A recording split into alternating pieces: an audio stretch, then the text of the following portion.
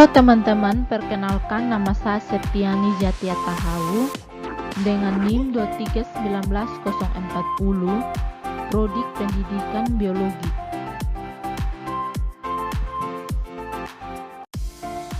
Dalam video kali ini saya akan menjelaskan hewan vertebrata di kelas Aves. Nah, di dalam kelas Aves ada berbagai macam hewan. Tetapi saya mengambil salah satu hewan, yaitu burung. Ada beberapa sistem pada Aves. 1. Sistem pencernaan. 2. Sistem pernapasan. 3. Sistem ekskresi. 4. Sistem sirkulasi atau peredaran darah. 1. Sistem pencernaan. Pengertian umum dari sistem pencernaan adalah sebuah proses metabolisme di mana suatu makhluk hidup memproses sebuah zat dalam rangka untuk mengubah secara kimia atau mekanik sesuatu zat menjadi nutrisi. Makanan dari burung ini yaitu serangga, buah-buahan, dan biji-bijian. Nah, dalam sistem pencernaan burung dibedakan menjadi 3, yaitu pertama, sistem pencernaan secara mekanis. Sistem pencernaan secara mekanik pada burung berlangsung di dalam rongga mulut dengan bantuan lidah yang mendorong makanan menuju kerongkongan. Dari kerongkongan menuju tembolok yang kemudian menuju empedal. Di dalam empedal, makanan mengalami pengecilan partikel sehingga lebih mudah diserap.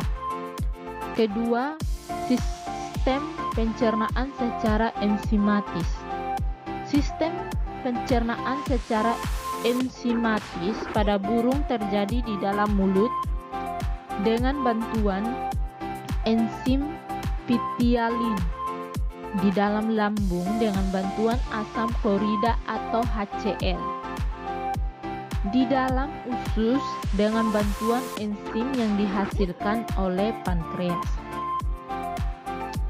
3. Sistem pencernaan secara biologis.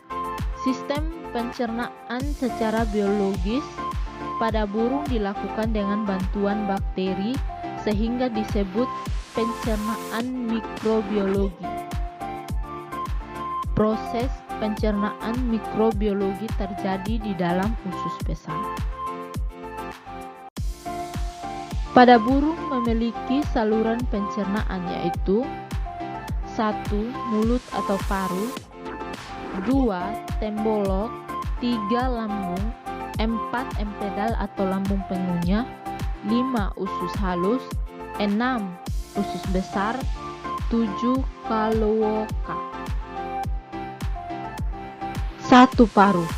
Di dalam rongga mulut, makanan akan bercampur dengan saliva atau ludah. Air ludah pada burung berguna sebagai bahan lubrikasi air. Kedua, tembolok. Makanan akan disimpan untuk sementara waktu dan mengalami proses perendaman oleh cairan yang disekresikan oleh dinding tembolok. 3. Lambung. Di dalam lambung, makanan mengalami pencernaan secara enzimatis dengan bantuan getah lambung. Lambung mengeluarkan enzim pepsin, tenin, dan asam klorida atau HCl. 4. Empedal. Gift membantu pelumutan makanan menjadi partikel yang lebih kecil dengan permukaan yang luas sehingga mudah untuk menetrasi enzim. 5. Usus halus. Usus halus pada burung tersusun atas duodenum, genum, dan leunum. Di dalam duodenum terjadi proses penyerapan makanan. 6. Usus besar. Fungsi mengeluarkan sisa makanan. 7. Kloaka. Sari-sari makanan yang tidak diserap oleh tubuh didorong oleh usus besar menuju tektum, selanjutnya dikeluarkan melalui kloaka. Bagaimana sih proses pencernaan pada burung? Nah, yang pertama, makanan masuk melalui paru. Kedua, kemudian diteruskan melalui esophagus ke tembolok. Pada tembolok dapat menyimpan makanan sampai 12 jam. 3. Dari tembolok diteruskan ke lambung atau perut besar. Burung memiliki dua bagian lambung, yaitu lambung kelenjar dan lambung empedal atau lambung pengunyah. Di dalam lambung, makanan dicerna secara kimiawi menggunakan enzim-enzim pencernaan. 4. Di empedal, makanan dicerna secara mekanis hingga menjadi halus. Oleh karena itu, burung tidak memerlukan gigi untuk mencerna makanan. 5. Kemudian pada usus halus terjadi penyerapan nutrisi dan pada si bakteri membantu pemecahan dan pembusukan makanan. 6. Di usus besar merubah sisa-sisa makanan yang tidak diserap menjadi feses atau kotoran. 7. Lalu kotoran dikeluarkan melalui kloaka. 2. Sistem pencernaan. Pengertian umum dari sistem pencernaan adalah suatu proses menggerakkan udara masuk dan keluar dari paru-paru untuk memfasilitasi pertukaran gas, terutama dengan memasukkan oksigen dan membuang karbon dioksida. Proses pernapasan pada burung dibagi menjadi dua, yaitu saat sedang beristirahat dan saat sedang terbang. Yang pertama, saat sedang beristirahat. Fase inspirasi atau penarikan nafas terjadi ketika tulang rusuk bergerak ke bawah, akibatnya rongga dada membesar dan paru-paru mengembang. Paru-paru yang mengembang menyebabkan udara dapat masuk, kemudian udara yang kaya oksigen sebagian diserap oleh paru-paru dan terjadi pertukaran gas. Sementara itu, sebagian lagi dialirkan menuju kantong udara bagian belakang. Nah, udara yang sudah ada di kantong udara bagian belakang mengalir lagi ke paru-paru dan menuju kantong udara bagian depan. Di sana sudah tidak banyak mengandung oksigen. Kedua, fase ekspirasi atau pengeluaran nafas terjadi ketika tulang rusuk kembali ke posisi semula, rongga dada mengecil, dan paru-paru mengempis. Akibatnya, udara dari kantong udara masuk ke paru-paru.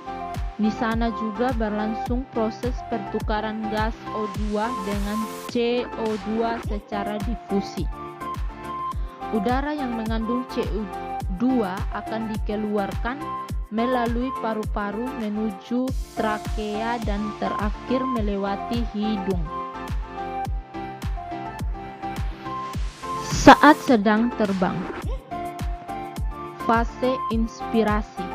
Kantong udara bagian ketiak mengembang, sedangkan kantong udara di antar tulang karkoid terjepit.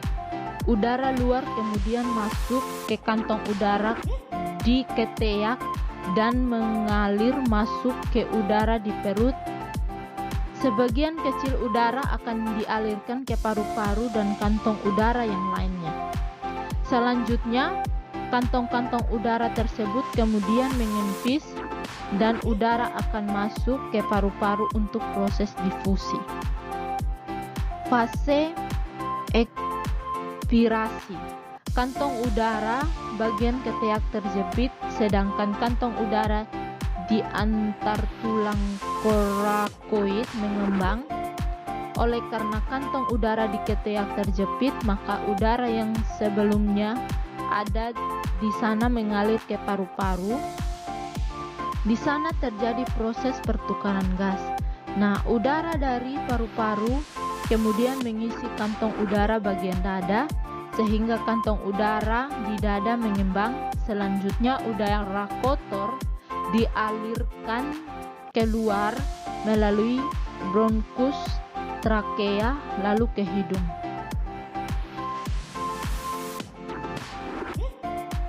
Tiga, sistem ekresi. Pengertian umum dari sistem ekresi adalah proses pengeluaran zat-zat sisa metabolisme yang sudah tidak digunakan lagi oleh tubuh. Organ dalam sistem ekresi pada burung yaitu 1. Ginjal, 2. Paru-paru, 3. Kulit. Pertama, ginjal. Ginjal adalah organ ekresi mirip kacang dan tipenya adalah metanephros. Fungsinya untuk menyaring darah dan nantinya akan diekresikan dalam bentuk urin. Ginjal dihubungkan oleh ureter ke kloaka karena burung tidak memiliki vesika urinaria. Di dalam kloaka juga terjadi reabsorpsi air yang menambah jumlah air dalam tubuh. Sampah nitrogen dibuang sebagai asam urat yang dikeluarkan lewat kloaka sebagai kristal putih yang bercampur feses. 2. Paru-paru. Fungsi utama paru-paru dalam sistem ekskresi aves adalah untuk mengeluarkan gas berupa karbon dioksida. 3. Kulit. Kelenjar minyak memiliki fungsi untuk menghasilkan minyak dan menyalurkan ke seluruh bagian tubuh burung agar bulunya tidak cepat basah dan juga sebagai tempat yang menyimpan cadangan makanan dalam bentuk lemak.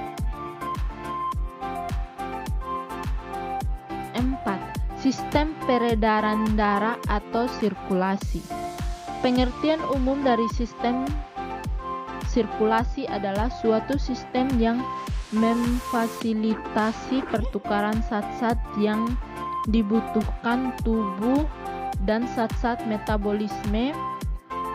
Dalam burung mempunyai 2 sistem peredaran darah, yaitu peredaran darah tertutup dan peredaran darah ganda. Pada peredaran tertutup, darah mengalir ke seluruh tubuh melalui pembuluh darah kapiler, sedangkan peredaran darah ganda, jantung memompa darah 2 kali untuk melakukan fungsinya. Memompa pertama mengirim darah untuk diedarkan melalui paru-paru dan memompa kedua mengedarkan darah ke seluruh tubuh. Proses peredaran darah pada burung yaitu 1. Peredaran darah pada burung dimulai dari darah yang membawa oksigen dipompa dari ventrikel kiri jantung menuju ke seluruh tubuh lewat aorta atau pembuluh darah utama dalam tubuh aves. 2. Setelah darah masuk ke berbagai sel-sel tubuh, oksigen akan dilepaskan dan sebagai gantinya darah membawa karbon dioksida dalam tubuh. 3. Darah membawa karbon dioksida ini kemudian dialirkan ke atrium kanan dan masuk ke ventrikel kiri melalui pembuluh darah vena. 4. Proses peredaran darah dari jantung menuju ke seluruh tubuh sambil membawa oksigen, lalu kembali lagi ke jantung membawa karbon dioksida. Ini disebut sebagai peredaran darah besar. 5. Setelah dari ventrikel kanan, darah yang membawa banyak karbon dioksida kemudian memompa ke paru-paru. 6.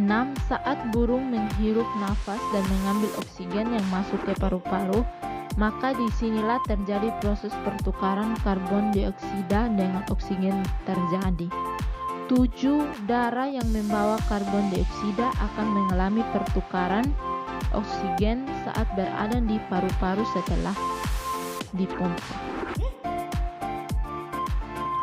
8. Oksigen yang sudah diikat oleh darah di paru-paru kemudian dipompa lagi ke jantung melalui atrium kiri dan masuk ke ventrikel kiri. 9. Setelah berada di ventrikel kiri, proses peredaran darah pada burung pun kembali berlangsung ke seluruh tubuh burung untuk membawa oksigen. Saya mengambil kesimpulan dari kelas AFES, yaitu yang pertama, pada saluran pencernaan burung seperti mulut, tembolok, lambung, empedal atau lambung pengunyah, usus halus, usus besar, dan kloaka. Pada sistem pencernaan yaitu trakea, cervical, coracoid, anterior, posterior, abdominal, dan paru.